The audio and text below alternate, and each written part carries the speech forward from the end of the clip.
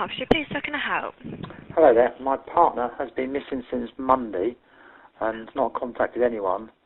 Said she was going away, hasn't ended up where she said she was going. So we've just decided we should report it. Well, she left a note. She said in the note something like, I need space and time alone. I'm going to Broadstairs. Please don't contact me in any way. But in Broadstairs, we've got a cottage down there, but people have been down there with neighbours, and she's not there. What's your partner's name? Helen Bailey. And what's her date of birth? Oh, crikey. God, she phoned me there. 22nd. Right, just let me double check. 1 second. Oh, God. Just need to go through her sort of physical appearance now, if that's all right. What's her height initially? Oh, I'm going to guess here. She has told me, but she's probably 5'10", just something like that. And her eye colour? Oh my God, how do you forget these things? I don't know at the moment. Sorry, it's just gone out of my head. God, how can I not remember her eye colour? That's terrible. And can I please take down her contact number, if that's okay? Of course it is. I'm going to have to look it up because something I can never remember. It's just in my phone. Would you mind as well if I just take the whole address of the cottage, if that's all right? The whole address of the cottage? Wow. Yeah, you've got it. Crikey. I'm not sure if I can give you that. I just go there. I'm going to have to look that up. I really don't know. I just go there. Oh, no, I don't know.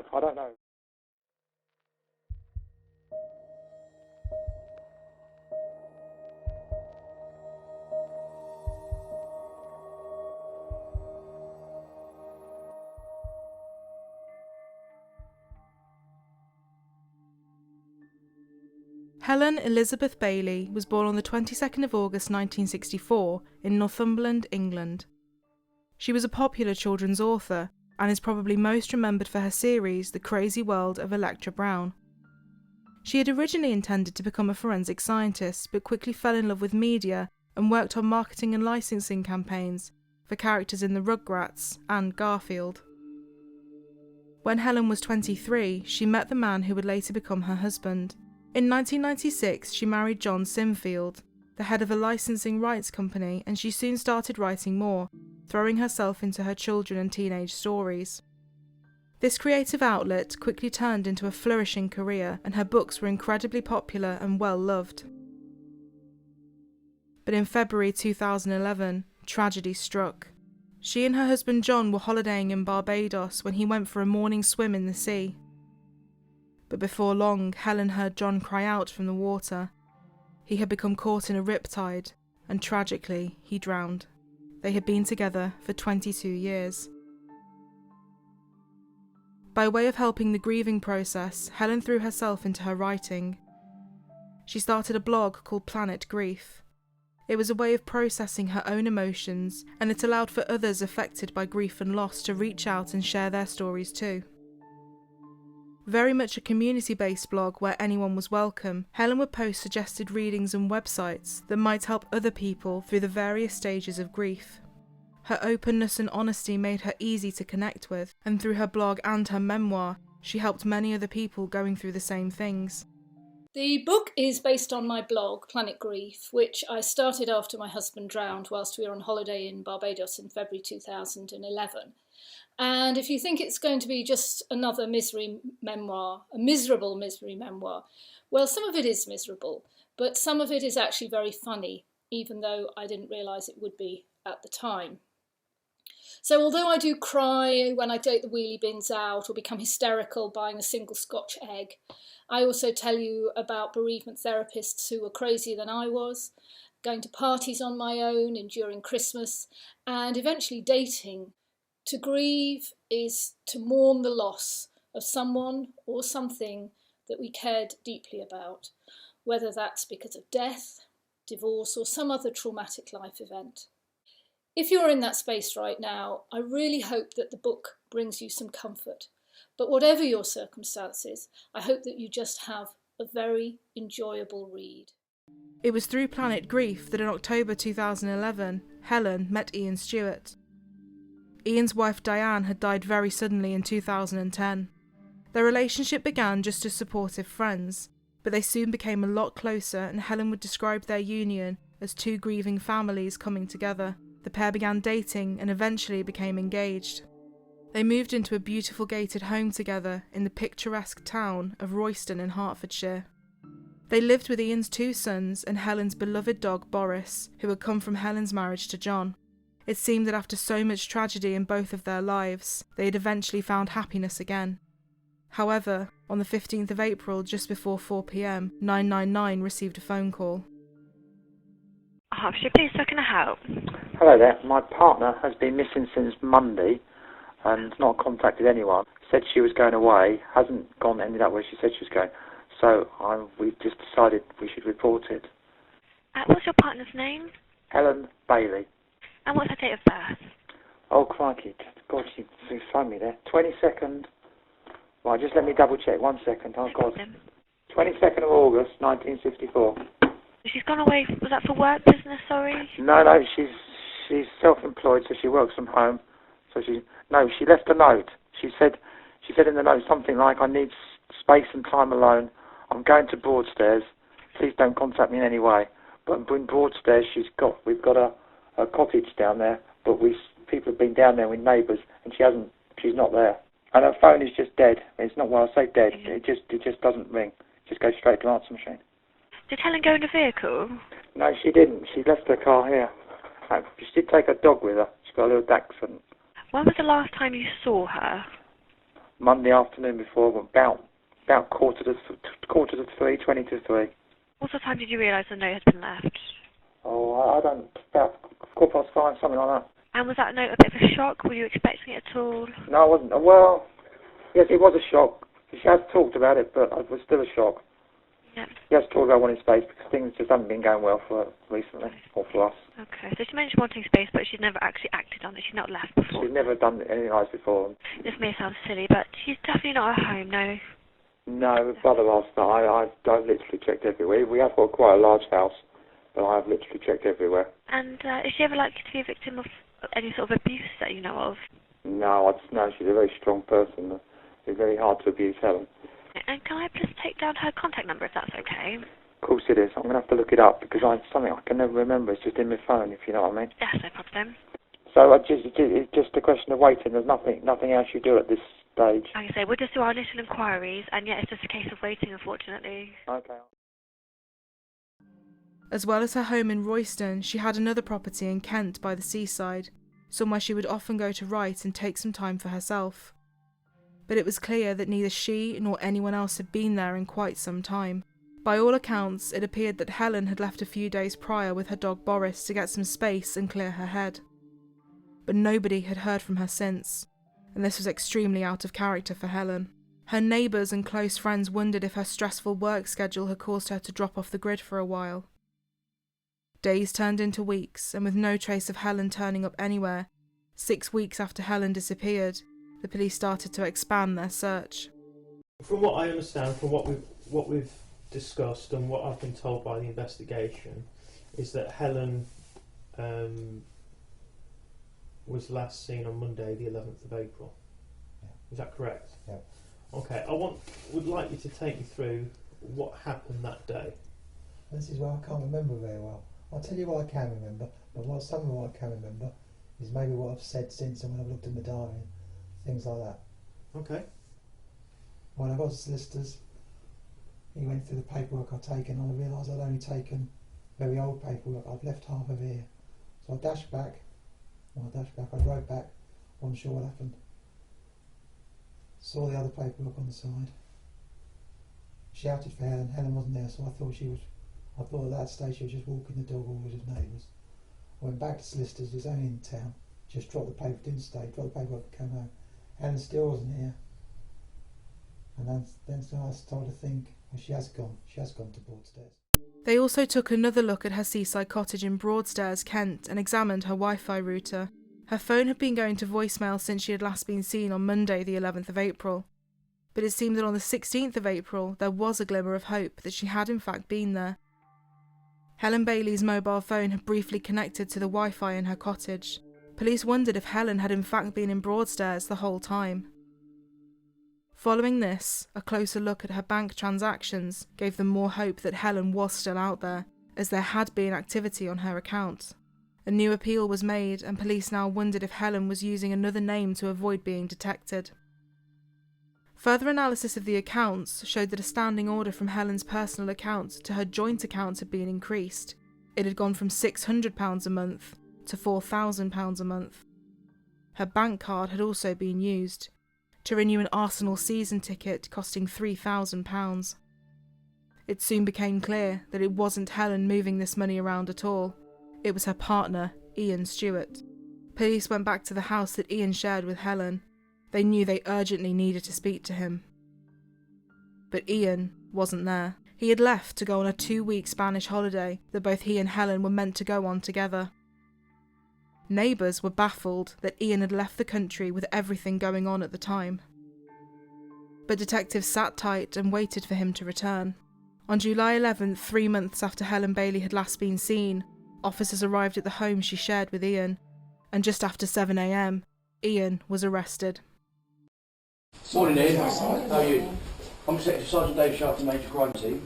Okay, I've got a warrant to search the address. Section 8, what they call Section 8 pace warrant. Do you just want to listen to what the officer's got to say? I've got some words I need to say to you, Mr. Stewart, okay?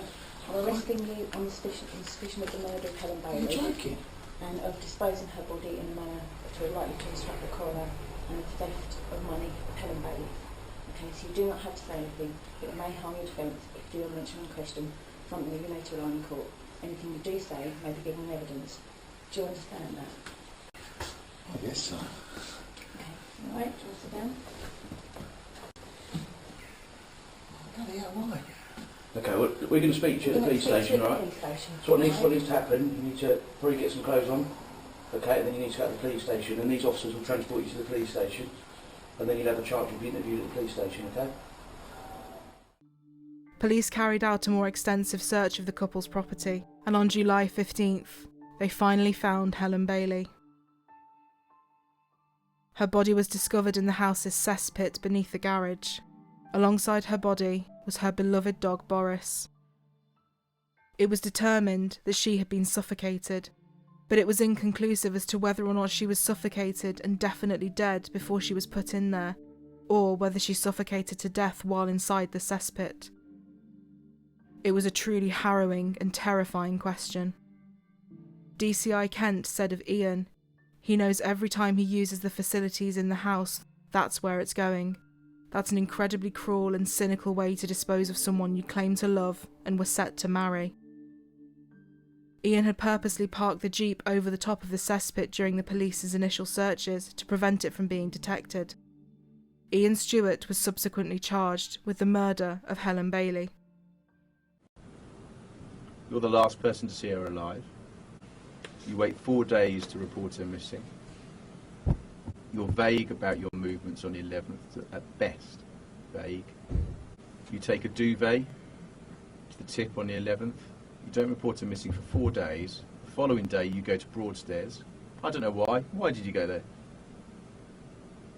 Did you see Helen on the 16th? Because according to the technical information we've got, her phone is in Broadstairs. And you're in Broadstairs. Was Helen there? She wasn't, was she? Or was she? You tell me. Did you kill Helen Bailey? Did you intend to kill her? Or was this an accident? What happened? Did you just lose control, just lose it? Some big argument and you killed her? And you've been covering up ever since? Because if that's what's happened, you need to tell us now. Because this could be your last opportunity to speak to the police about this. You are here on suspicion of murder. You need to tell us what happened. There is transactions where it clearly shows, from what I've seen, that you have taken money, or someone has taken money, which I believe to be you, from her account into your joint account, which you have obviously access to. Therefore, you've now got access to an extra £12,000. You will have benefited from her death, is that correct? Why do you say that? Financially, you will have benefited from her death, would you not say? It seemed that Ian had been plotting for quite some time. Helen Bailey had written up her will in 2012, in which she had left her fortune to her brother John, stepson Daniel, and friend Jenny.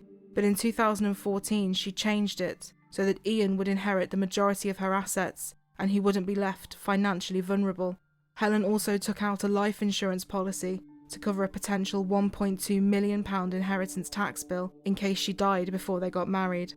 Several months before Helen was killed, in February of 2016, Ian began giving her the sleeping aid Zopiclone, which had been prescribed to him for sleeping problems.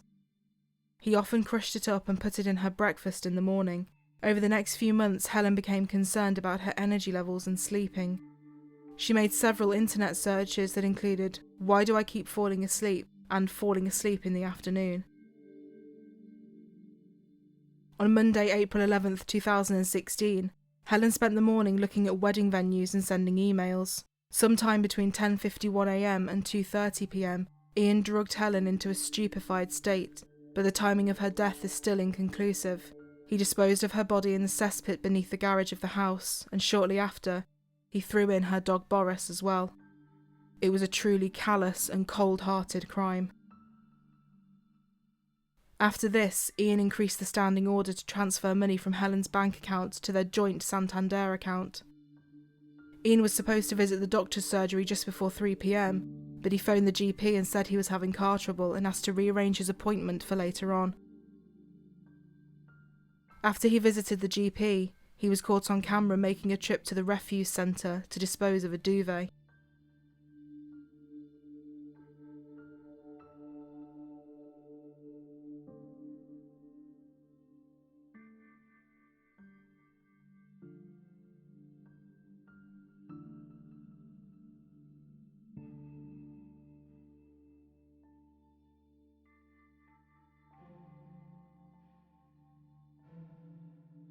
Following this, he met with Helen's solicitor and tried to hastily push through the sale of one of Helen's houses. Helen's solicitor described him as quite aggressive. He refused to discuss the matter any further on the basis that Helen wasn't present. That evening, Ian went to watch his son play bowls before buying a Chinese takeaway for them both. He sent a text message to her phone, with just 2 kisses in the message. A few days passed and Helen's family and friends were becoming concerned that they hadn't heard from her. They contacted Ian, which prompted him to phone the police and report her as missing. No one saw the notes that Helen allegedly left on the side, and police believed it was all part of a web of lies that Ian was spinning. On April 16, 2016, Ian drove to Helen's cottage in Kent with her mobile phone. When he got there, Helen's phone briefly connected to the Wi-Fi. He then continued to live his life as if nothing had happened. DCI Jerome Kent, who led the investigation, said Ian Stewart was the most bizarre, manipulative, greedy and self-centered man he had ever met. The murder appeared to be based on nothing more than pure greed. In January of 2017, the trial of Ian Stewart began. In his own defence, Ian Stewart claimed that Helen and her dog Boris had been kidnapped on April 11, 2016 by 2 men called Nick and Joe. He said he hadn't told the police about this to keep Helen safe, but the elusive Nick and Joe demanded £500,000 in ransom money. Ian said he spoke to Helen for the last time on a phone belonging to one of the men on April 15th. Following this claim, Ian was presented with 2 men in court. The prosecution believed that they had found the men that Ian had based the descriptions of the kidnappers on. Nick Cook was Stewart's next-door neighbour, and Joe Capullo, who he had known for several years prior in his old home. Ian admitted to knowing both the men, but said they didn't match the description of the kidnappers. Several of Helen's neighbours gave evidence that they had seen Helen walking Boris on the day she disappeared. Another witness claimed that he saw Helen in Broadstairs near her cottage. This was after April 11th, but under cross-examination, this witness admitted that the sighting could have been back in March, before she was considered missing, and that he hadn't thought about this sighting until a journalist had interviewed him. After a 7-week trial and just 6 hours of deliberation, on the 22nd of February 2017, the jury found Ian Stewart guilty of the murder of Helen Bailey. At St Albans Crown Court the next day, Judge Andrew Bright sentenced him. Ian Stewart refused to appear via a video link to hear his sentencing. Judge Bright said it was difficult to imagine a more heinous crime. Ian Stewart was sentenced to life in prison with a minimum term of 34 years. He will be 90 years old before he becomes eligible for parole. DCI Jerome Kent said that although it was the correct and right verdict, there were no winners in this case. As a result of this case, detectives began re-examining the death of Ian Stewart's previous wife Diane, who had died after an epileptic seizure at the couple's home in 2010. In August 2018, Ian Stewart was arrested on suspicion of Diane's murder. If all goes to plan, the trial is set for 2022. Helen Bailey helped and inspired so many people with her compassion, openness and honesty. She met a tragic end at the hands of someone she believed had brought her the happiness she had been missing. The work on her blog Planet Grief and her book When Bad Things Happen in Good Bikinis gave many people suffering from loss and grief support, help and ultimately hope for the future.